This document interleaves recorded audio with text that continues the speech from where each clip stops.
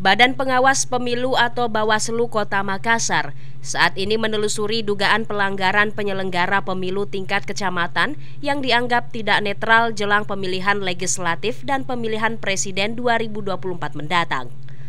Ketua Bawaslu Kota Makassar Dede Arwinsyah mengatakan saat ini pihaknya masih melakukan pendalaman apakah mereka benar-benar melakukan pertemuan dengan salah satu bacalek atau tidak.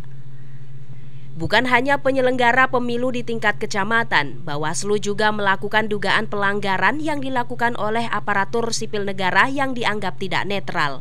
Untuk tanggal 3 itu kan penetapan daftar caleg tetap. Nah, di tanggal 4 sampai tanggal 27 ini kemudian masa di mana rawan terjadinya dugaan pelanggaran kampanye di luar jadwal.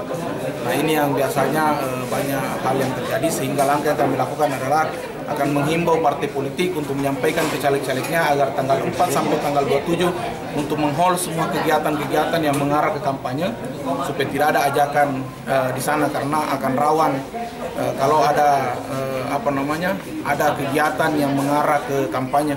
Nah, itu implikasinya adalah kampanye di luar jadwal. Nah, itu bisa menjadi pelanggaran pemilu. Kalau sekarang kan belum menjadi pelanggaran pemilu karena belum ada peserta pemilu. Makanya kalau ada informasi itu biasanya kami sampaikan ke, misalnya kalau ada ASN yang tidak netral, ada penelusuran, kami sampaikan ke KSN. Kalau misalnya ada di lembaga pendidikan, maka sampaikan ke Kopertis. Mungkin itu aja. Sementara itu terkait dengan pola kemitraan dengan media, Badan Pengawas Pemilu Kota Makassar siap bekerja sama dengan media dalam hal informasi publiknya.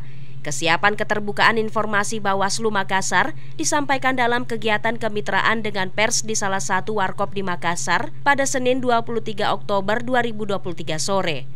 Kegiatan Bawaslu Makassar dihadiri Ketua Bawaslu Makassar Dede Arwinsyah, Koordinator Divisi Data dan Informasi Rahmat Soekarno, dan Koordinator Divisi Pencegahan Partisipasi Masyarakat dan Hubungan Masyarakat Rizal Suaib. Hairudin, Fajar TV dan Fajar Radio melaporkan. Jangan lupa subscribe dan share. Terima kasih.